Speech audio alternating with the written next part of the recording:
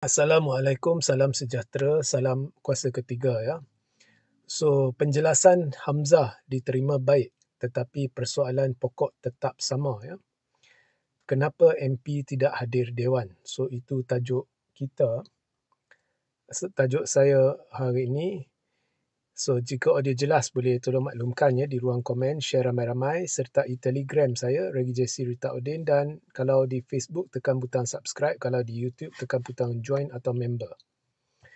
So, awal pagi tadi, pukul 3 lebih, saya membuat satu live susulan satu RUU pindaan ya, yang telah diluluskan oleh Dewan dengan undian majoriti 2/3, 148 undi. Now, ada dua kekhilafan dalam live itu, tetapi ia tidak relevan kepada poin yang telah saya sampaikan. Ya, maknanya apa yang cuba saya sampaikan tetap sama. Anda boleh scroll ke bawah dan rujuk ya. So, kekhilafannya ialah penjelasan saya berhubung undi belah bahagi. Saya terlepas pandang bahawa itu adalah undian yang memerlukan majoriti 2/3, maka semestinya ianya undi belah bahagi. Tetapi dalam live itu pun saya tak cadangkan bahawa pembangkang telah minta belah bahagi. Saya kata ianya nampak begitu. So, ianya semestinya undi belah bahagi. So, itu tak begitu relevanlah kepada apa yang saya ingin ketengahkan dalam live itu. Dan yang kekhilafan yang kedua ialah saya terkhilaf bahawa ianya sesuatu yang berlaku sehari dua yang lepas, ianya beberapa hari yang lepas. So, itu tak begitu relevan ya. Tetapi ada pihak bawa kepada perhatian saya, Hamzah sebenarnya telah mengeluarkan kenyataan berhubung perkara ini. Sebenarnya saya dah ambil maklum. Hamzah telah membuat satu kenyataan dan berkata kerajaannya dia menang pindaan itu cukup makan.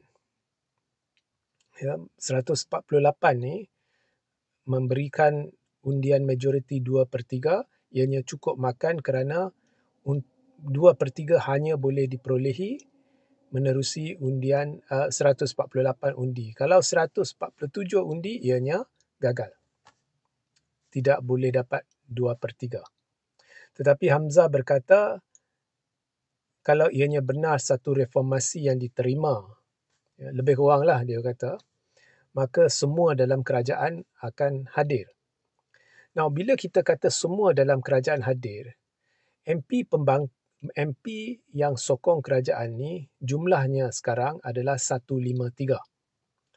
MP yang dikira pembangkang adalah 68 sebab 6 MP bersatu telah berpaling tadah.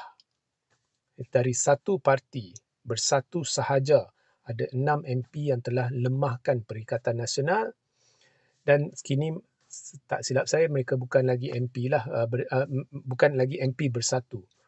Okey. Tetapi apa pun, pembangkang 68, kerajaan 153, seorang duduk berkecuali iaitu Syed Saddiq. Okey. So, itu kedudukannya.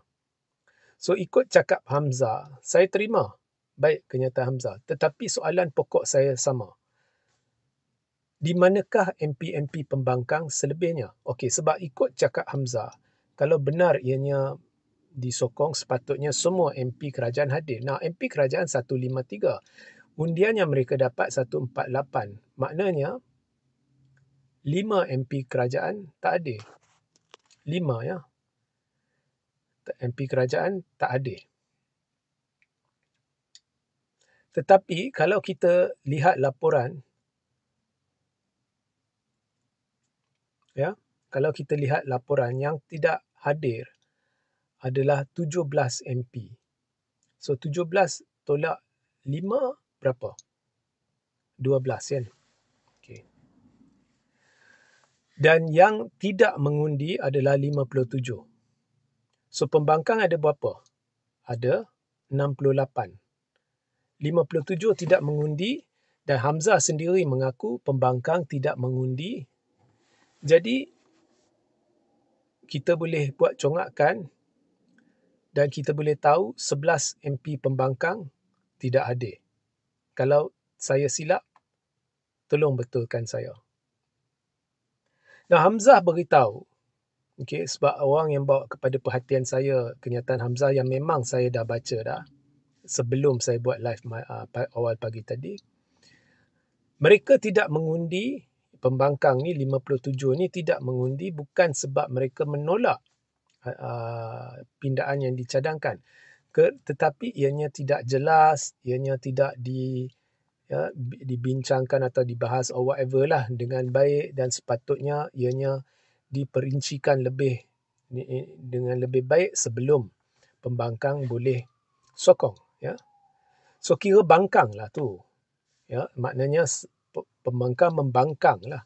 Membangkang ni istilah yang saya gunakan betul sebab dia bangkang bukan bangkang pindaan itu sendiri, tapi bangkang perkara berkait dengan pindaan itu. So pokoknya dia bangkang lah. Dia laksanakan satu fungsi dia sebagai pembangkang. So saya terima. Okey, maknanya bila mereka tidak mengundi, kita tak boleh anggap ianya penolakan. Okey, mereka tidak mengundi kerana mereka rasa tidak boleh undi kerana mereka tidak tahu lebih mendalam berhubung dengan RUU pindaan itu. Okey, saya boleh terima. Tetapi ianya tetap menimbulkan persoalan 11 MP yang disyaki tidak hadir dari pembangkang itu, kenapa tak hadir? You are saying kerajaan cukup makan je. Pokoknya dia dapat majoriti 2/3. Dan 5 MP disyaki tidak hadir dari kerajaan. Tetapi kalau awak buat congakkan, awak boleh tahu ramai MP pembangkang tidak hadir. Di mana pergi MP pembangkang itu? MP pembangkang yang tidak hadir, kita tidak boleh kata mereka tidak hadir kerana mereka rasakan buang masa, mereka tidak tahu cukup mengenai. No, you cannot.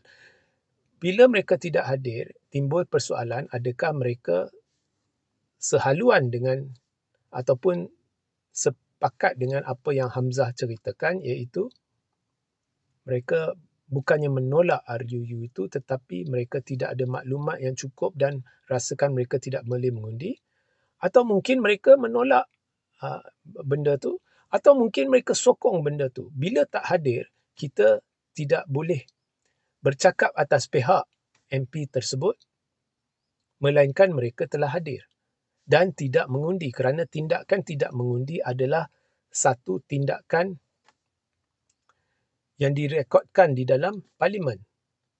Baru awak boleh beri penjelasan mengapa mereka tidak mengundi di parlimen. Bila mereka tidak hadir, ianya tidak direkodkan ianya direkodkan sebagai tidak hadir.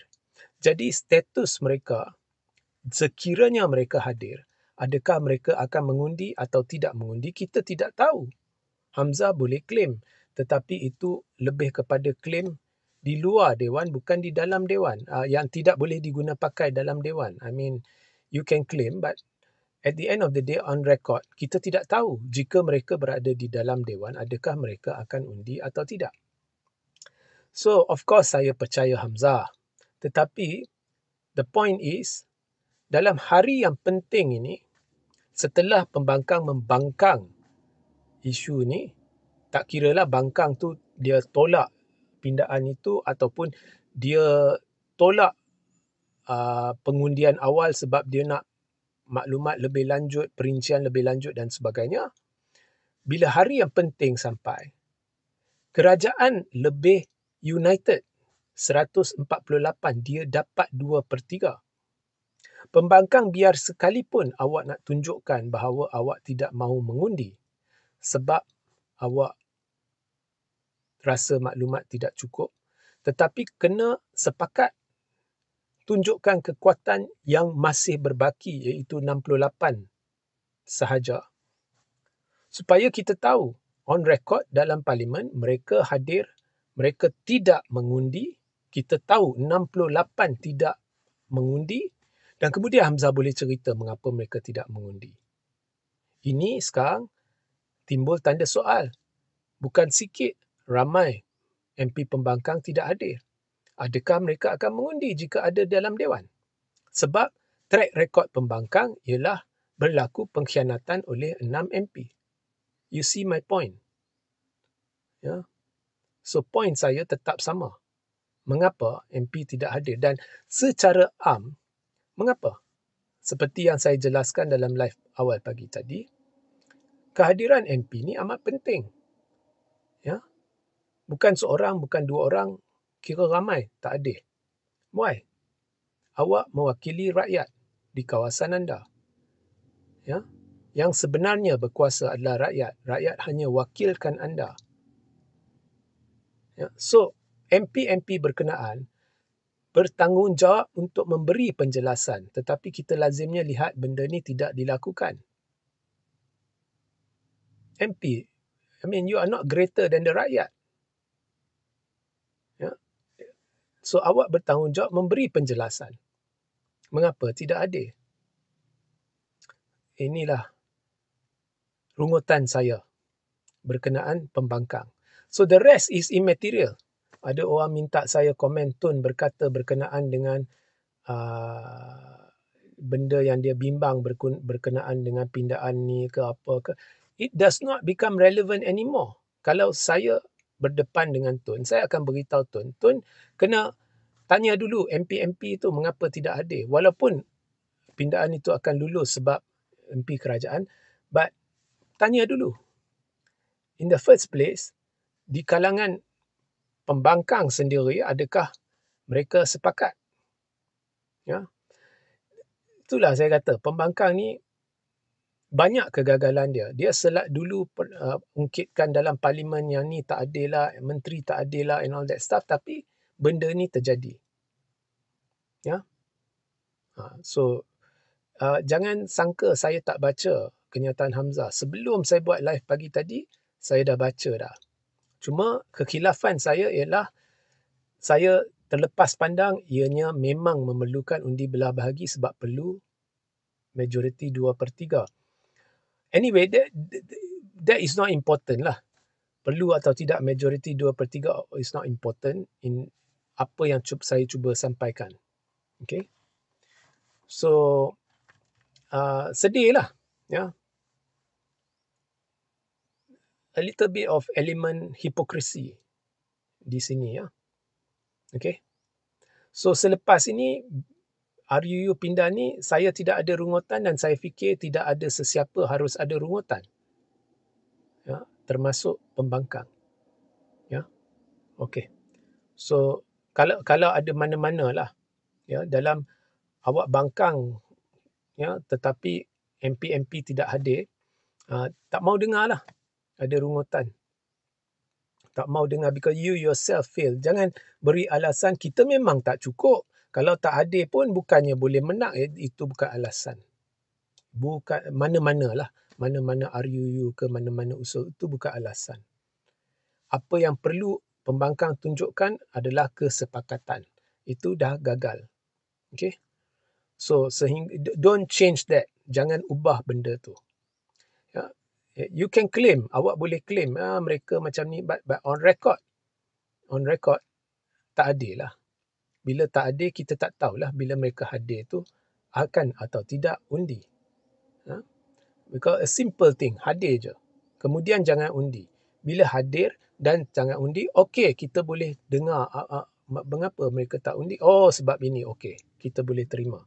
Tak hadir in the first place, awak kena daripada rujuk kepada kerajaan dan kata, oh, mereka cukup makan je, rujuk kepada MP-MP Pembangkang, sila jelaskan satu-satu mengapa tidak hadir kepada rakyat. Kepada rakyat yang lebih berkuasa yang meletakkan anda di sana. Faham? Okay? So, sehingga kita berjumpa di live seterusnya. Assalamualaikum, salam sejahtera, salam kuat seketika.